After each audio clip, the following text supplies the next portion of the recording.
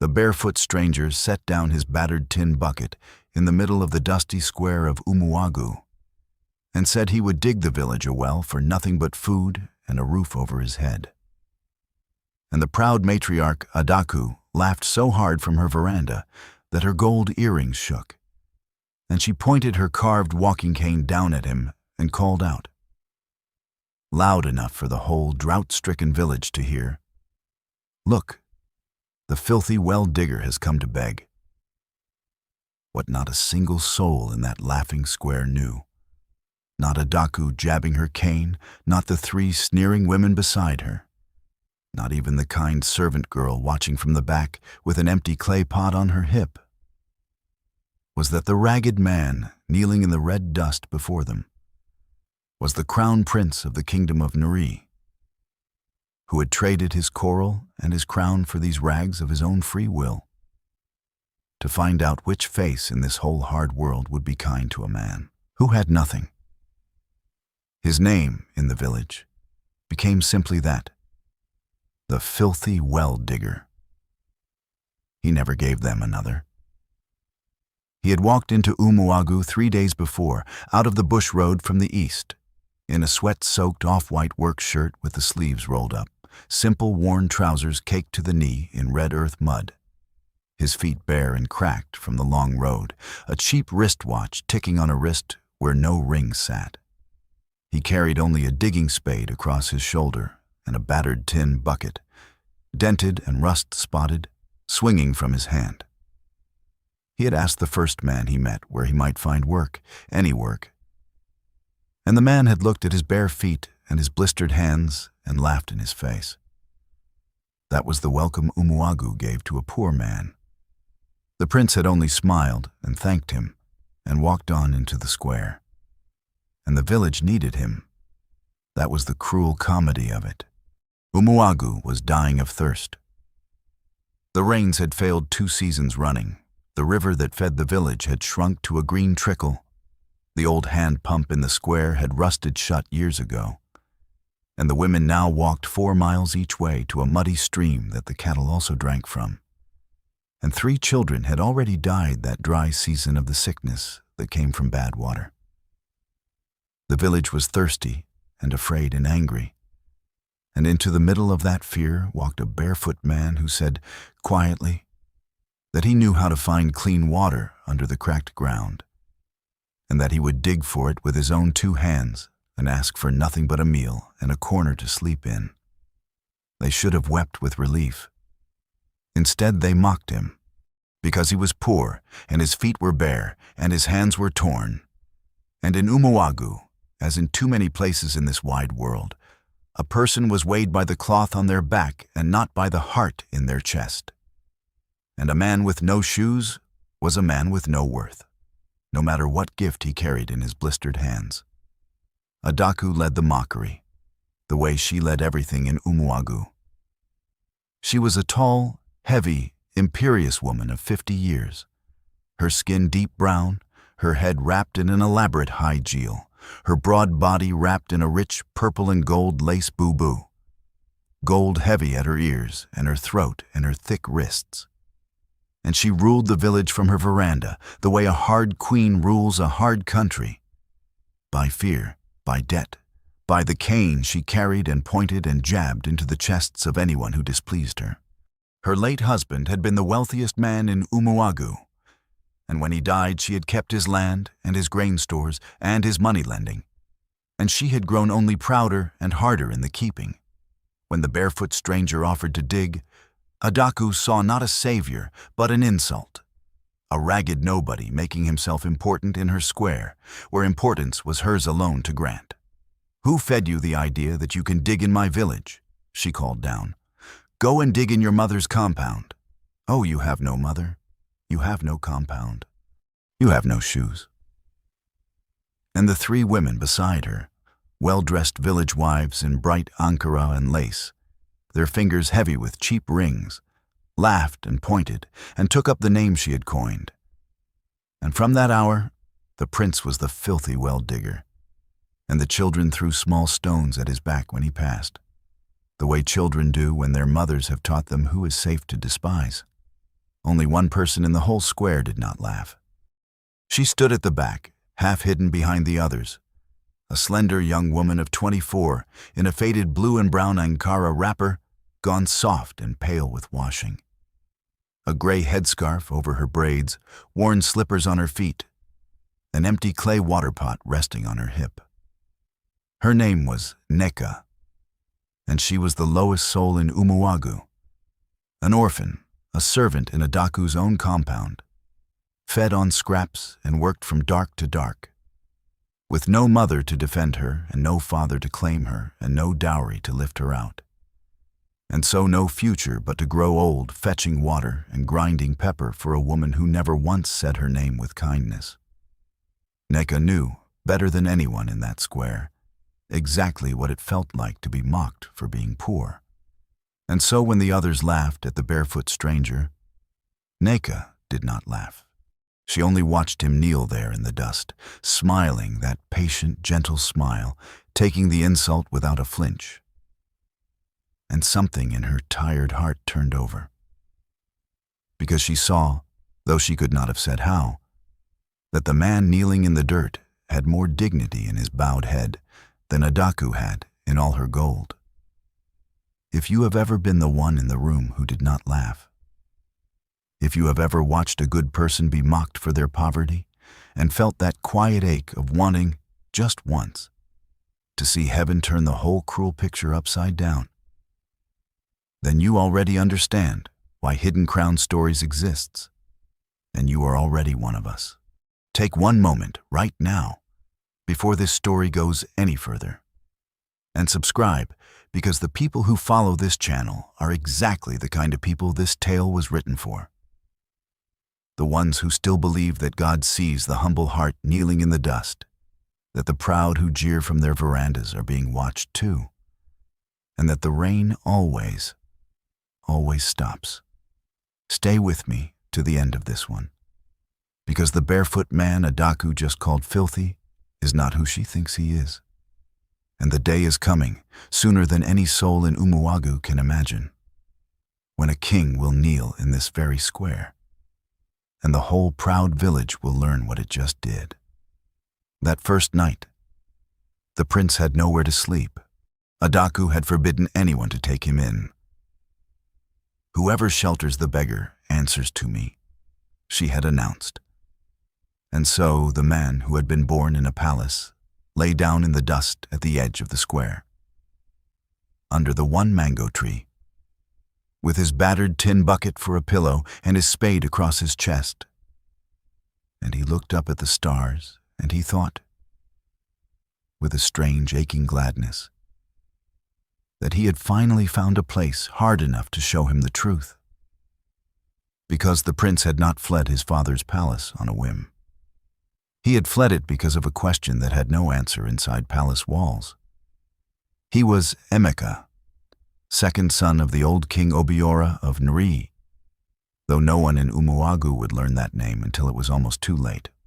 He was 30 years old, 6 feet tall, broad through the shoulder from a life that had never actually been soft, with short, neat black hair and warm, dark eyes, and a clean, strong jaw under light stubble, and a face that was, by nature, calm and gentle and slow to anger.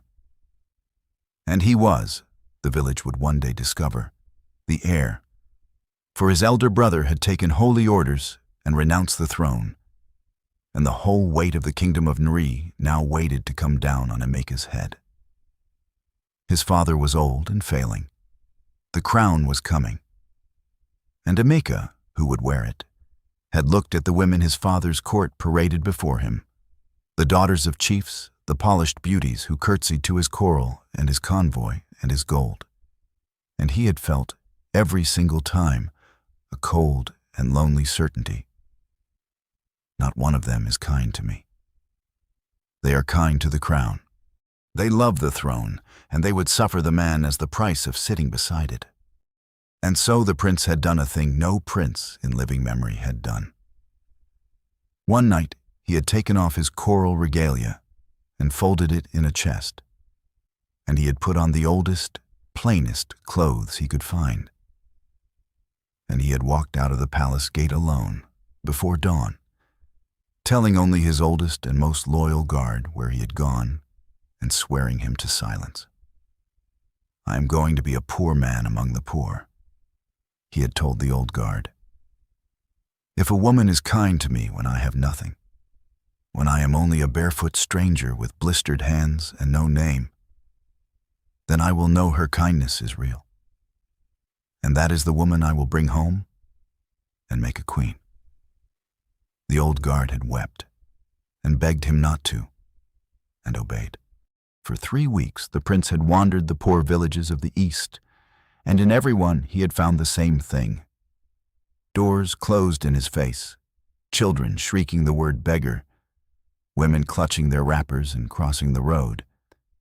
He had begun to wonder, in the dark of those nights, whether the kindness he was looking for existed anywhere in the world at all, or whether his father had been right that a crown was the only thing that ever made a man worth loving. And then the bush road had brought him to Umuagu, dying of thirst. And he had felt the old gift stir in him.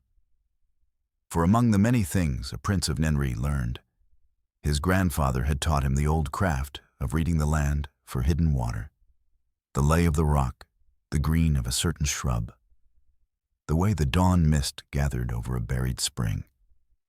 And Emeka had thought, here at last is a place I can serve. Here at last is a place where what I can do with these hands matters more than the gold I left behind. And so he had set down his bucket in the square and offered his gift and been called filthy for it. That first night, lying under the mango tree with the laughter of the village still ringing in his ears, the prince was hungrier than he had ever been in his life. He had not eaten since the morning. His belly was a hollow fist. And it was then, in the dark, that he heard soft footsteps in the dust. And he sat up, and a slight figure in a gray headscarf was standing over him. And she knelt down without a word and held something out to him in both hands. It was a single roasted yam, still warm, wrapped in a clean leaf.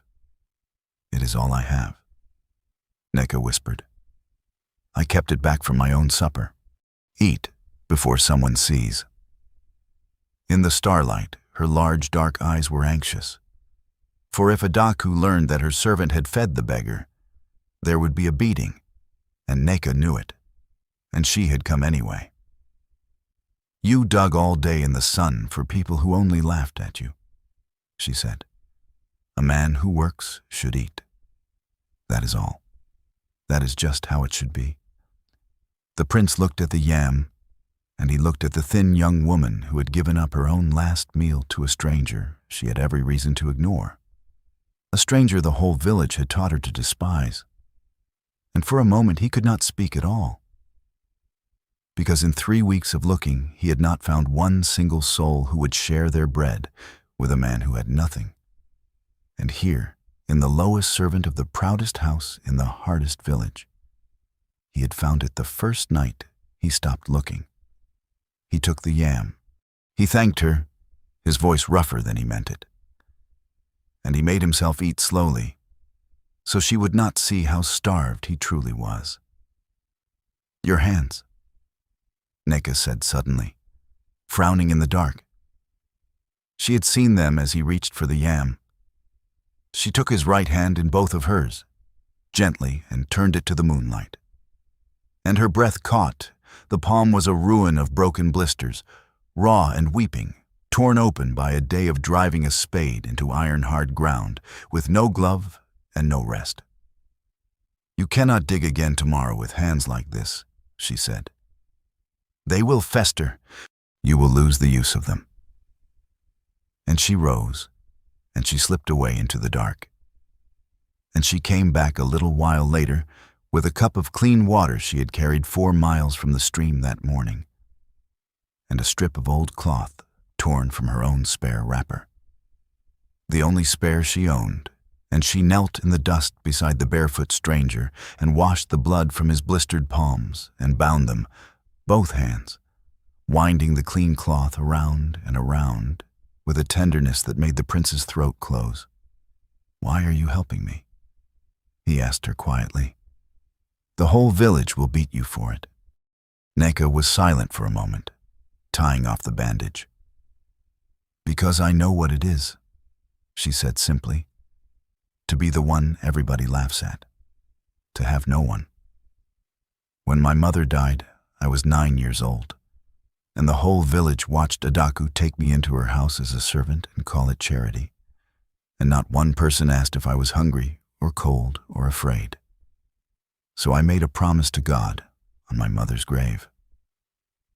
She looked up at him, and the moonlight caught the tear streaks on her tired face. "I promised that if I ever met someone the world had thrown away, the way it threw me away, I would not look past them. I would stop, even if I had nothing to give but a yam and a torn rag and a cup of water." She finished the bandage and sat back. "You looked like someone who had been thrown away. That is all. That is the whole reason." The prince looked at her for a long, long moment in the dark, and something happened in him that had not happened in any palace, before any beauty, at any feast. His heart, very quietly, with no warning at all, gave itself away. He did not tell her who he was. The test was not finished, and a part of him was almost afraid to finish it, afraid that if she knew a crown sat behind the rags, she too would change, the way they all changed, the way his whole life had taught him they always changed. So he only said, "Thank you, Neka. I will not forget this. Whatever else happens in this place, I will not forget that you were kind to me when I had nothing." And she did not understand the weight in his voice, and she smiled and slipped away home before she was missed. The next morning, the prince dug with bound hands, and the morning after that, and the morning after that. Adaku forbade the village to help him, so he dug alone, first at the dry square where the old hand pump stood, reading the rock, then, when the ground there proved false, out at the foot of the low hill east of the village, where Emeka had seen the dawn mist gather thick over the cracked earth, the old sign his grandfather had taught him. There, he was certain, the water waited deep below. And there, day after day, in the brutal dry season sun, the barefoot prince drove his spade into the red earth and lifted out bucket after bucket of dust and stone, while the village watched from a distance and laughed and waited for the beggar to give up. He did not give up. There is a thing that happens to a man when he has decided in his deepest heart what he is for. The prince had spent 30 years being important and had never once felt useful.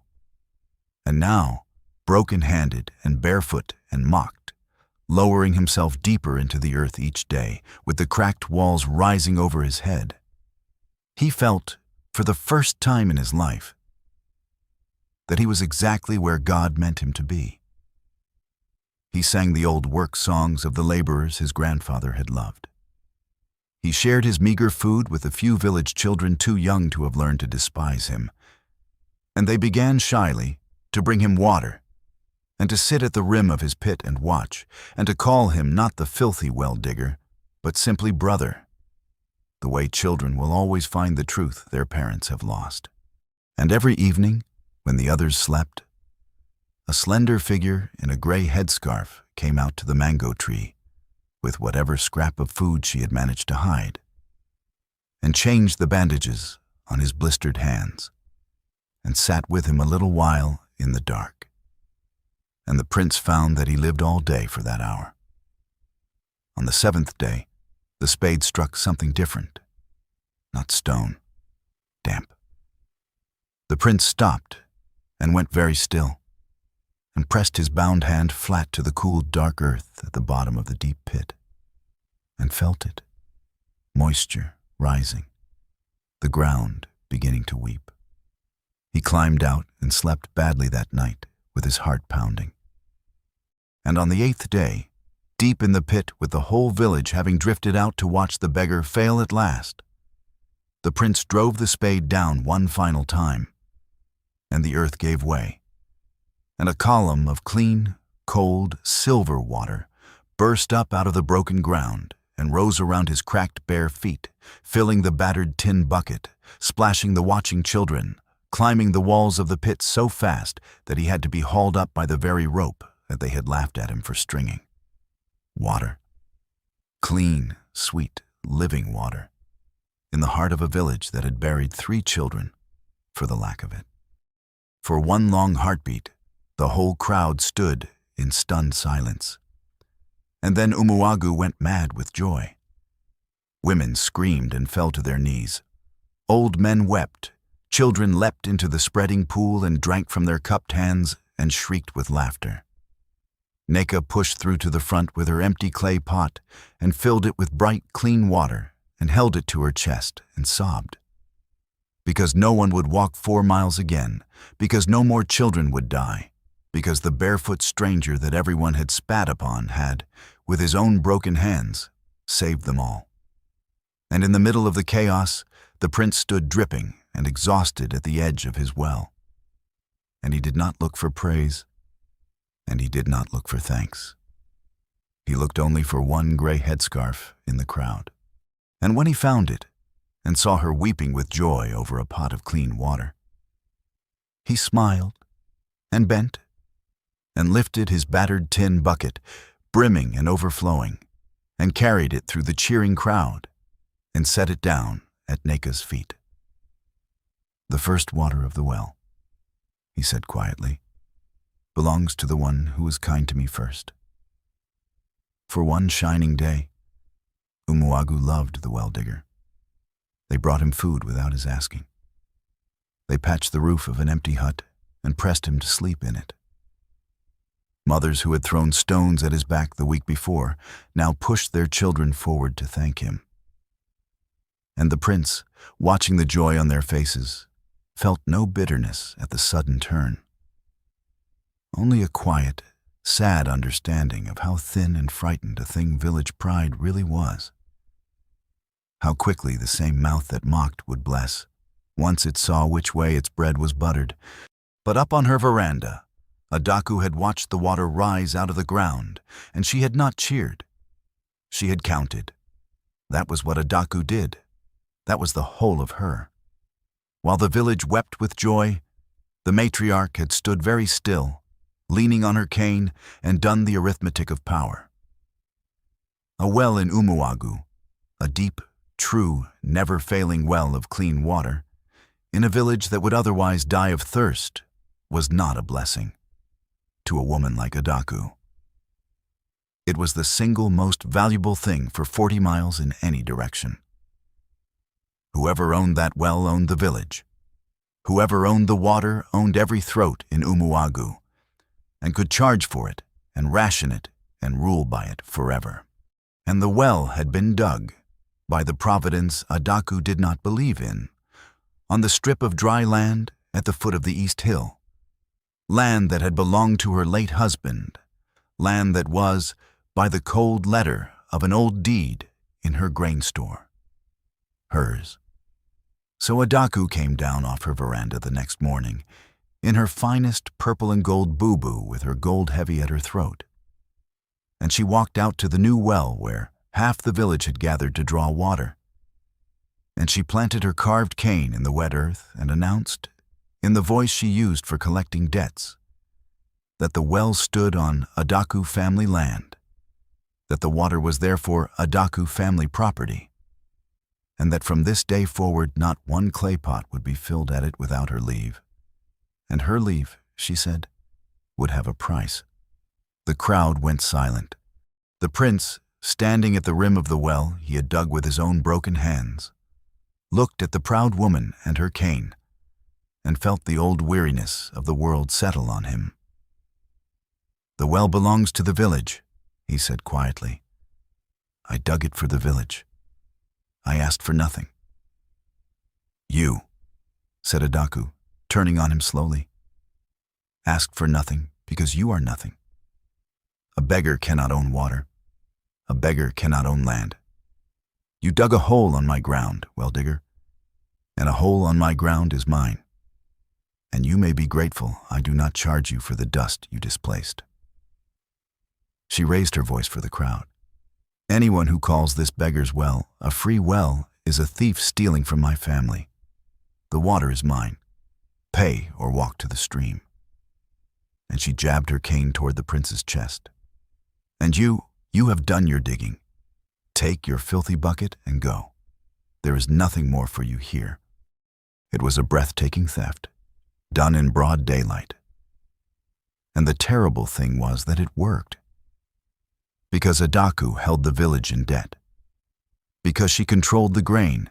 Because no poor farmer in Umuagu could afford to make an enemy of the woman who could call in his loan and turn his family out. And so, one by one, the villagers who had wept with joy the day before lowered their eyes and said nothing, and let the proud woman steal the water a barefoot stranger had given them for free. Only the children protested and were hushed. Only Neka, at the back, pressed her hand to her mouth and felt sick with the shame of it. If you have made it this far into Neka's story, hit subscribe, because what happens next is the part I've been waiting to tell you. That night, the prince did not sleep in the patched hut. He went back to the mango tree, with his battered tin bucket beside him. And he lay in the dust and looked at the stars and felt something cold and clear settle in his chest. Not anger for himself, he had borne worse, but a deep and certain grief for the people of Umuagu, who would be ruled by thirst and fear because a proud woman had decided that even water, even life itself, was a thing to be hoarded and sold. And he made a quiet decision under that mango tree. He had come to Umuagu to find a kind heart, and he had found one. The test was complete. He could leave now and go home and bring Neka with him into a life she could not yet imagine. But he would not go yet, not while the well stood stolen. There was one more thing the prince meant to see with his own eyes before he laid down the rags and took up the crown. He meant to see what Adaku would do when her pride was given just enough rope. And Adaku, God help her, was about to take all the rope in the world. The great harvest feast of Umuagu fell 3 days later. It was the largest gathering of the year, when every family brought its first yams to the matriarch's compound. And the whole village ate and drank under strings of lantern light in Adaku's wide courtyard. And Adaku presided over it from the head of the long table like a queen over a tribute. This year, with the new well making the village fat and grateful, and the well now hers, Adaku intended the feast to be the night she crowned her own triumph. She would sit at the head of her groaning tables, and the village would thank her for the water, and her power would be sealed. The prince was not invited. Of course he was not. But the children begged him to come, and Neka, serving at the feast in her gray headscarf with a heavy tray in her arms, found a moment to whisper to him at the courtyard's edge that he should at least come and eat, that there was food enough for 50 villages, that surely even Adaku would not begrudge the man who dug the well a single plate at the harvest. And the prince, who had already decided to let Adaku take all the rope she wanted, allowed himself to be drawn in, and he sat down quietly at the very lowest end of the long table among the poorest farmers, with his battered tin bucket set on the ground at his bare feet. And he reached for a plate. He never touched the food. Adaku saw him from the head of the table, and she rose, and the whole feast fell silent. And she pointed her cane down the length of the tables at the barefoot man sitting among the decent people of Umuagu, and her face was a mask of outraged disgust. "Who let this filth sit at my table?" she said. "Who let the beggar put his bare feet under the cloth where decent people eat?"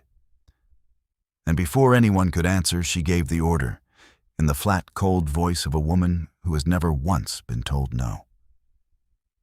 "Throw him out. Beat him out. Let the whole village see what happens when a beggar forgets his place." 2 strong young men, sons of farmers who owed Adaku money, rose from the table because they did not dare refuse her. And they seized the prince by his arms, and they dragged him backward off the bench and out into the center of the lantern-lit courtyard. And they struck him. The prince did not fight back.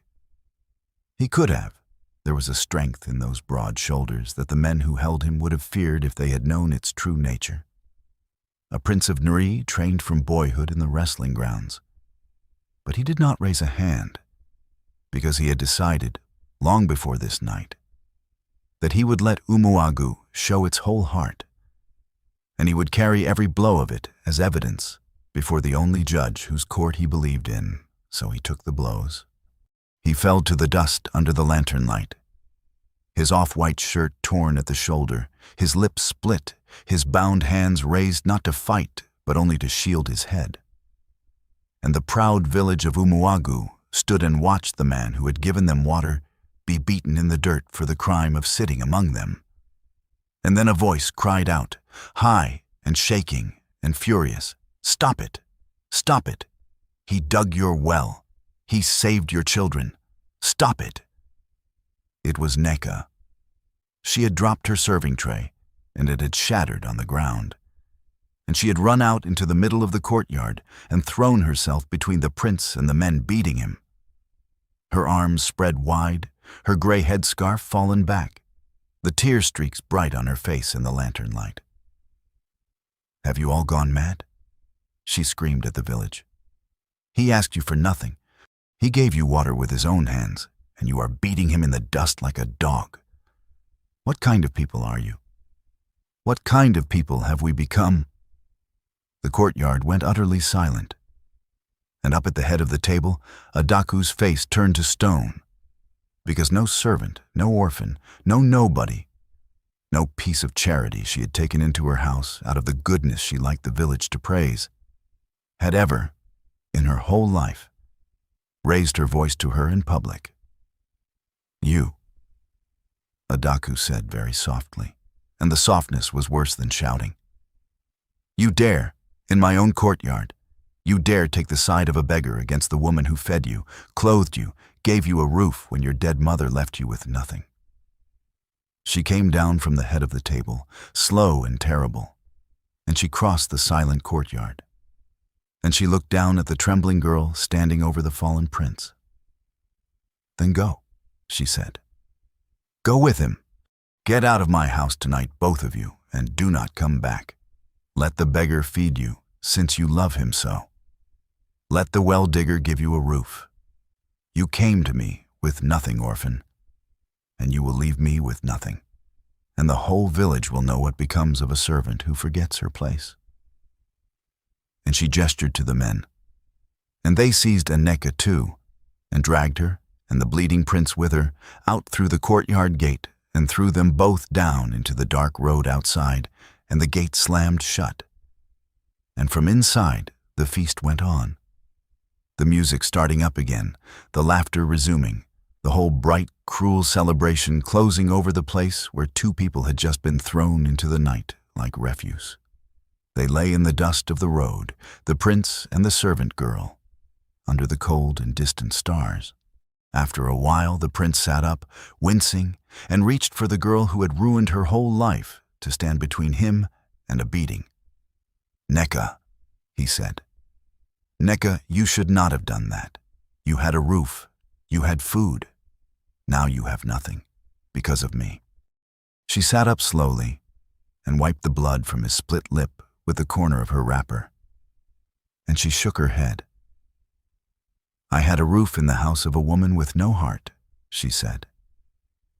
"I ate the bread of cruelty every day of my life and called it shelter. Tonight is the first night in 15 years that I am not afraid of her." She managed a small, wet, shaking smile. "I would rather have nothing under the open sky with a kind man than everything under that woman's roof. My mother used to say it. Better dry bread in peace than a feast in a house of fear." She helped him to his feet, and she picked up his battered tin bucket from where it had rolled into the gutter, and pressed it into his bandaged hands, and the two of them walked out of Umuagu in the dark, slowly, leaning on each other, all the way to the mango tree at the village edge. And there they sat down together to wait out the longest night either of them had ever known. "Where will you go?" Neka asked him after a long silence. The prince was quiet for a moment, looking out at the dark shape of the village that had beaten him and stolen his well and cast out the one good soul in it.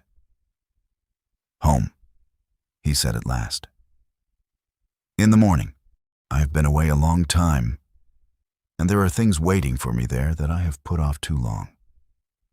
He turned and looked at her in the starlight, at the kind, tired face with the tear streaks dried on it, the slender girl in the faded wrapper who had nothing left in all the world but the clothes on her back and a heart the whole village had failed to spoil. "Will you come with me, Neka?" he asked. "I cannot tell you yet what my home is like. You would not believe me if I did. But I can promise you this. You will never again sleep in a house of fear. And you will never again be hungry. And no one will ever again throw you into a road in the dark. Will you trust me that far? A barefoot man with a bucket and no name?" Neka looked at him for a long time, and then she smiled. And she said the words that would be sung in Umuagu for 100 years afterward. "I trusted you when you had nothing," she said. "Why would I stop now?" And she leaned her head against his torn shoulder. And the two of them slept at last, side by side under the mango tree, two of the poorest people in the world, or so the whole village believed. And while they slept, far to the east, the dust was already rising on the bush road. For the old guard had broken his silence at last. 3 weeks the prince had been gone, then 4, and old King Obiora of Nri had fallen ill with grief and terror for his lost heir, and the kingdom had been turned upside down in the searching. And finally the old guard, weeping, had gone to the king and confessed where the prince had gone and why. And the king, sick and frightened and proud, had risen from his bed and commanded the whole royal household to mount up and find his son and bring him home. And so, even as Adaku slammed her gate on a beggar and a servant girl, a convoy was already grinding west through the night toward Umuagu, a long line of gleaming pearl-white luxury SUVs, Lexus and Prado, mud-flecked from the bad roads. And beside them, on foot and on horse, a guard of royal men in rich red and gold uniforms, and in the greatest vehicle of all, propped on cushions, white-haired and frail and burning with a father's desperate love, the old king himself.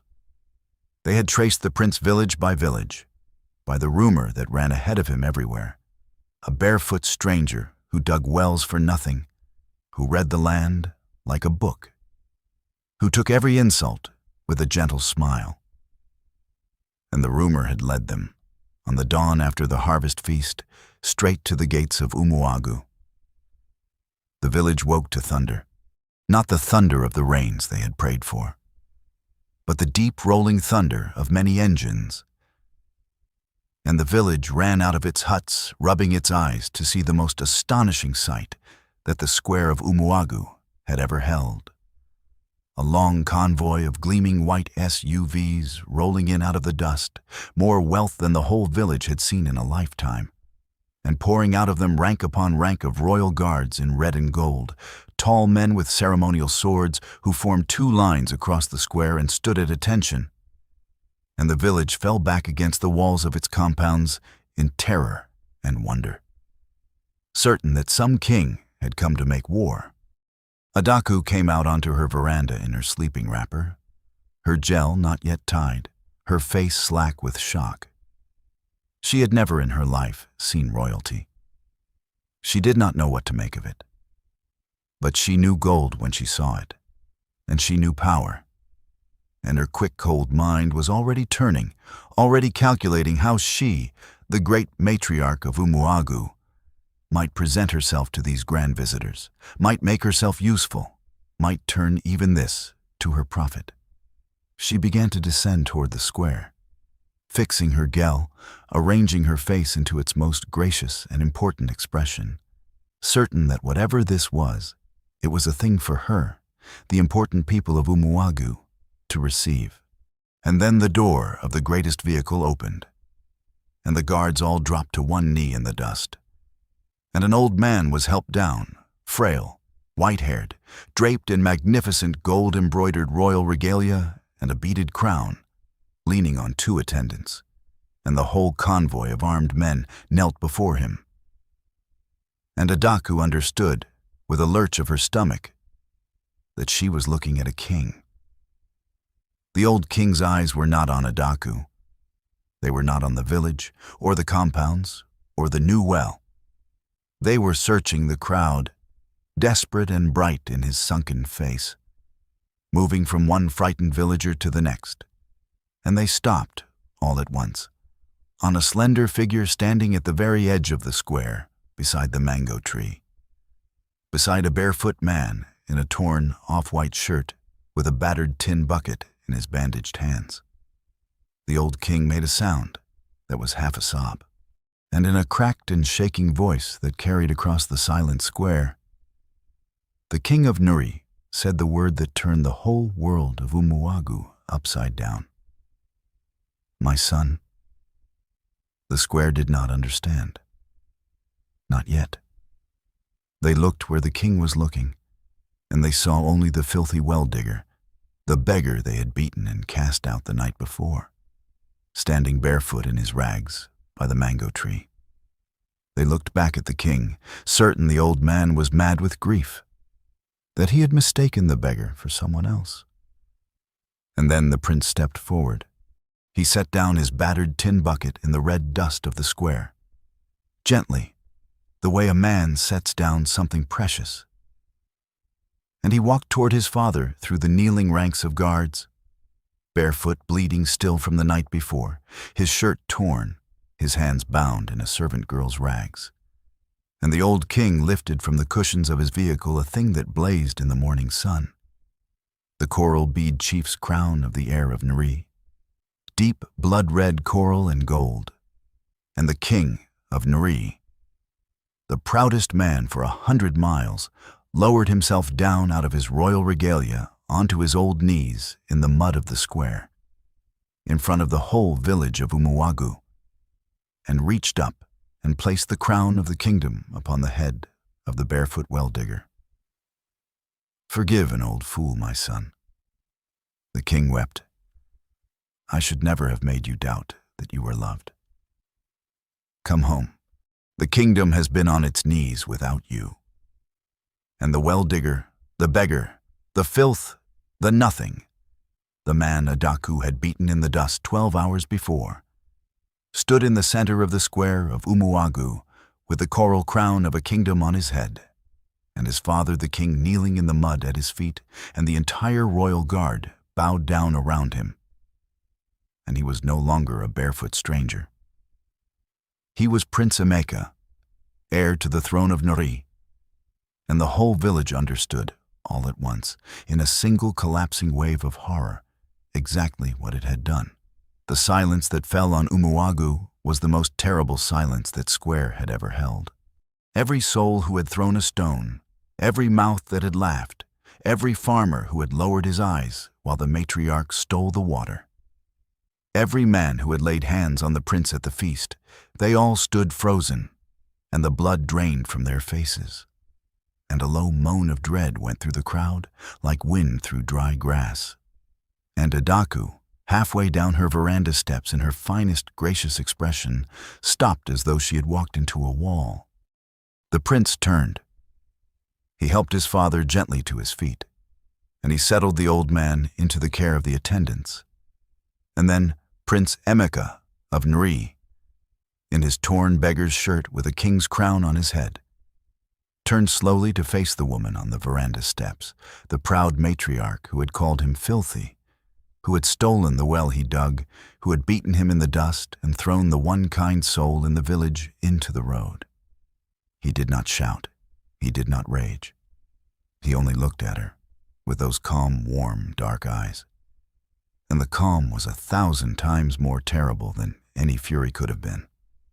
Adaku's cane began to tremble in her hand. Her face, which had never in 50 years known fear, went gray and slack and old. And her knees began, slowly, to give beneath her. And she sank down onto the dust of her own veranda steps. And her 3 sneering friends, who had laughed at every cruelty, melted back away from her into the crowd as though her ruin might be catching. "Good morning, Madame Adaku," the prince said. His quiet voice carried to every corner of the frozen square. "Last night you had me beaten in the dust at your feast for daring to sit among decent people.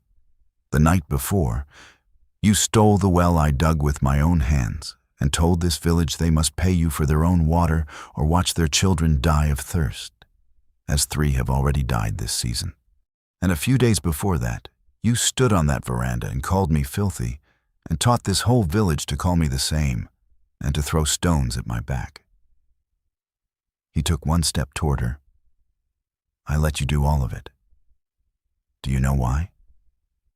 Because I came to this place in rags on purpose, madam. I took off my crown and I walked into your village a poor man with nothing, because I wanted to know one thing: whether anyone in this hard world would show a stranger kindness when he had nothing to give them in return. And you, Madame Adaku, who have everything, the land, the gold, the grain, the power, you showed me only cruelty. You failed the only test that has ever mattered, and you failed it in front of God and your whole village, and a king." He turned then, away from the crumbling matriarch, and he walked back across the square, past the kneeling guards, past the stunned and shamefaced villagers who could not meet his eyes, to the slender young woman in the faded Ankara wrapper, standing alone and trembling by the mango tree, who had watched the whole, impossible morning unfold with her hand pressed over her mouth, who was only now beginning to understand that the barefoot man whose hands she had bound, whose hunger she had fed with her last yam, whose beating she had thrown herself in front of, was a prince, and the heir to the throne of Nri stopped before the lowest servant in Umuagu, and in front of the king and the guards and the whole village that had cast her out, he reached down and lifted his battered tin bucket from the dust where he had set it, and he held it up so all could see, and his voice rang out across the square. "This village threw this woman into the road last night for one crime," the prince said. "She was kind to me.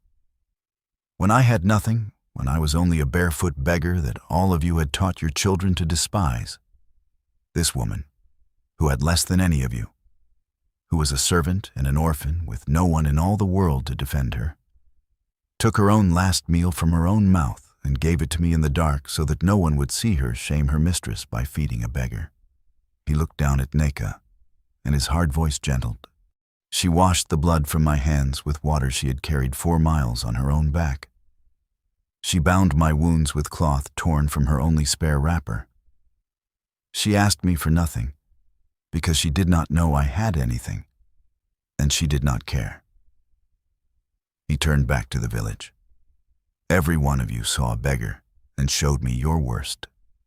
This one woman saw a beggar and showed me her best. And I tell you now, before my father the king and before the God who sees every heart, there is more royalty in this servant girl's little finger than in all the gold on that veranda." Then the prince did the thing the village of Umuagu would tell their grandchildren about. He knelt. The heir to the throne of Nri, with a coral crown on his head, knelt down in the red dust before the orphan servant girl, the way his father had knelt before him, and he took her trembling hand in his bandaged one, and he asked her simply, in front of the whole world, if she would be his wife and the queen of his people. Not because she had pitied a prince, but because she had loved a beggar. Neka could not speak. She was weeping too hard to speak, so she only nodded again and again and sank down into the dust beside him. And the prince gathered her into his arms, and the whole square of Umuagu, even the people who had cast her out, even the men who had beaten him, let out a great cry, and many of them wept, because there is something in the human heart, even the hardened heart, that knows a true thing when at last it is forced to see one. But there was justice still to be done, and the old king saw to it before they left. The matter of the well was settled in the square that very morning, before the whole village, by the king's own word. The elders of Umuagu were called forward, shaking, and made to bring out the old deed Adaku had used to claim the land. And the king's own steward read it aloud, and it was found, as such documents so often are when a powerful person is finally made to show them in the light, to be a forgery, a false paper Adaku had drawn up herself after her husband's death to swallow land that had always belonged to the village in common. The well, the king declared, belonged to Umuagu, to every soul in it, forever, free, and no one would ever again pay a single cowrie to drink the water a barefoot stranger had given them for nothing. And Adaku's false deed was burned in the dust of the square, while the matriarch watched on her knees, stripped of the one weapon she had thought would make her queen of Umuagu forever. She was not killed, and she was not jailed, though the elders murmured that the false deed and the stolen years deserved it. The prince would not have it. "Do not give her a cell to make her a martyr," he said quietly to his father. "Let her live in the village she ruined, among the people she ruled by fear, now that they know what she is." And so the proud matriarch was left to live out her days in Umuagu as a small and shamed and ordinary woman, her false power gone, her cane no longer obeyed, walking each day to the free well she had tried to steal and drawing her own water like any other soul, while the whole village remembered, every time they saw her, the morning she had knelt in the dust because she mocked a prince. The proud was not destroyed in blood. She was made small in front of the very people she had lorded over, and that, the prince knew, was the truest justice of all. And Neka, gentle, faithful last Yam Neka, went home to the palace of Nri, and the village feasted on the story of her glow-up for a generation. When at last she descended the grand staircase of the palace on her wedding day, the orphan who had been thrown into a road in the dark came down the marble steps in jewel-toned coral bead bridal regalia, with gold at her throat and a coral bead bridal crown across her braided brow, radiant and shining like the dawn after a long drought. And the whole kingdom rose to its feet and wept and cheered for her, and called her Team Neka, the orphan girl who had become a queen. The old king, who had clung to life through sheer joy to see it, watched his son marry the servant girl with tears running down his face, and he was at peace at last. But here is the part the people loved most, the part they wrote under every retelling of the tale. She did not change her heart. The richest woman in 2 kingdoms still rose before dawn out of habit. She kept her late mother's promise alive in the keeping of the throne. For whenever a poor stranger came to the palace gate, hungry and frightened, with nothing in their hands, the gate that had once been slammed in her own face now opened every time, and Queen Neka fed them with her own hands and saw that they slept warm, because she remembered all her life exactly what it felt like to be the one everyone laughed at, the one thrown into the road in the dark. She remembered. And so she made very sure that no one who came to her with empty hands ever left them empty. And the battered old tin bucket, the dented, rust-spotted thing the barefoot prince had carried into Umuagu, the bucket that caught the first water of the well, the bucket he had set down in the dust the moment before a crown was placed on his head. They did not throw it away, and they did not lock it in a glass case like a treasure. They carried it back to Umuagu, the prince and his queen, on the day the village finished building a low stone wall around the free well. And they set the old tin bucket there beside the flowing water in a place of quiet honor, where it stands to this day, so that every child of Umuagu who comes to drink the clean, cold water will see it and ask and be told the whole story. How the proudest woman in the village mocked a barefoot stranger and lost everything. And the poorest girl in the village shared her last yam with him and gained a crown, because the God who made the heavens and the earth has always, from the beginning of the world, looked past the gold on the veranda and straight into the heart kneeling in the dust. For that, in the end, is the whole of it. The word says it plainly, and this old story only says it again. God resists the proud, but he gives grace to the humble. He brings down the mighty from their seats, and he lifts up the lowly. The proud who jeer from their high verandas are seen by heaven just as surely as the kind who kneel in the dust to bind a stranger's wounds. And the day always comes, in his time, when the crown finds the right head and the truth finds the light, and every soul that ever laughed is made to stand silent and see. So before you go tonight, do me one small kindness, the kind Neka would have done. Tell me in the comments where you are watching from. From Lagos or London, from Houston or Nairobi, from Kingston or Accra or some small town no one has ever heard of, say it, so that all of us who still believe the rain always stops can find one another here tonight and know we are not alone. And tell me one more thing, because I have wondered it about my own heart.